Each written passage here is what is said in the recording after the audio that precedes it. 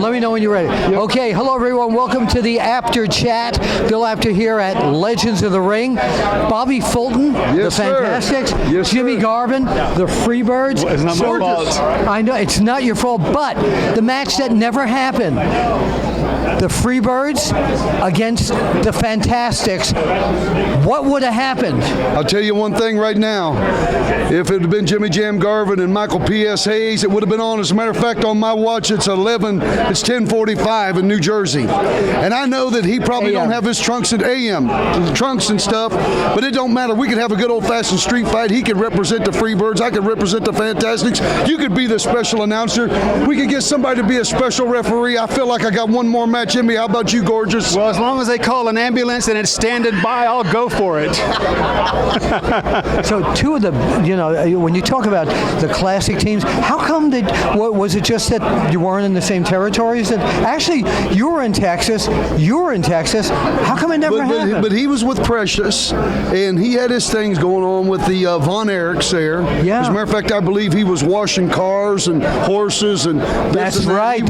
He was a slave or made for the day. Right? We ran that in the magazine. You just had to bring that up, right? We ran that in the magazines, actually. I did a pretty good job, too. As a matter of fact, they wanted him to stay on, but then he had to go somewhere else. Did he really? Better pay off? Yeah. Well, I don't know about that.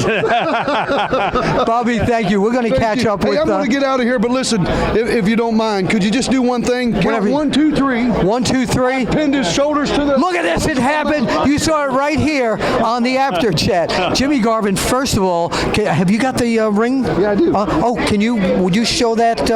Congratulations. I mean, long time coming, and it's so great that the WWE is now, and they've been doing this for several years, recognizing the talent that was in the territories and awarding people like you and Michael Hayes and Terry and Buddy that laid the groundwork for the business. Yeah, I have to commend them on that part, because the fact that they did look outside their box, and the fact that there was a lot of great talent around the world, and they're recognizing that not only in the WWE but in other territories that, like you say, laid the groundwork for them, so to speak. They do a magnificent job, and I'm glad that they're recognizing other talent. And that is that your fault?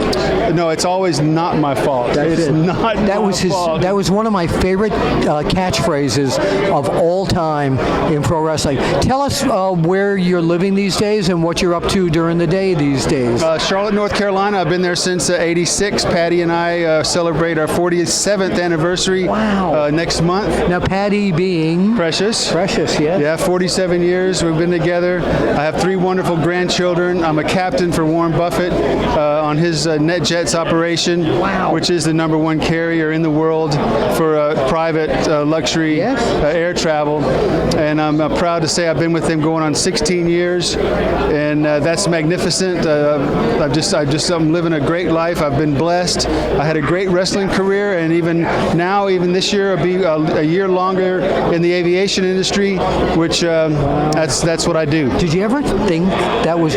First of all, when you were wrestling, how did you get into the whole aviation thing? Well, it's a really unique story. When I was 19 years old, Sam Maneker out of Mid-South with Bill Watts and Leroy McGurk took me to a town in his small airplane. I fell in love with aviation. I started taking lessons at 19. I said when I got to 26 years old, I'd had almost all my ratings, and I said when I turned 40, I'm going to retire from the business, because I know the window opens and the window closes, and I didn't want to be hanging around. Let somebody else go ahead and do it. At 40 years old, you can't jump as high or run as fast, and if I can't do 100%, then I'd rather not do it at all. So I went into the aviation industry. I'll be 64 in September, and I'm healthy, I'm alive, which is a miracle. Running with the Freebirds and the life that we led. And I thank you, by the way, for letting me run for so many years with you guys. You were right there. It seemed like every time we turned around or some big event happened, Bill was there, and we always enjoyed seeing him and working with him, and it was and partying. We had a good time out there. We had a good time. We sure did. And like I said, I'm real thankful to you you for the coverage, to the fans for their support all those years. And again, I'm blessed. Is there something in the wrestling business you never got to do that you look back and say, that's the one thing I wish I would have done? You know, I don't think there is. When I think about that, you know, I did everything. I didn't ever want to be world champion because I didn't want to do that. I had a great time, a fabulous career. I had a lot of fun, and that was the name of the game. Every day's a gift, and most things don't matter, and that's the way I live my life now. And again, I'm blessed, and thank the Lord for that. Now, it's June 16th, 2016. We're here at Legends of the Ring, and I understand you just sat down with RF Video, rfvideo.com, and you did a shoot interview.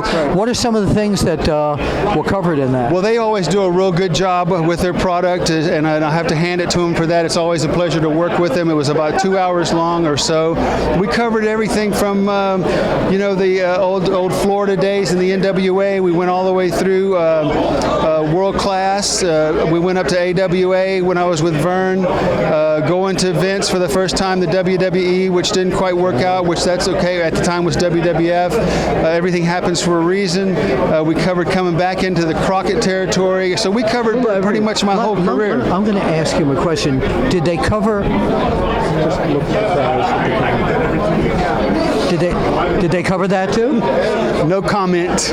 Okay, Bill Apter here with Jimmy Garvin. It's not his fault. We'll see you at the matches.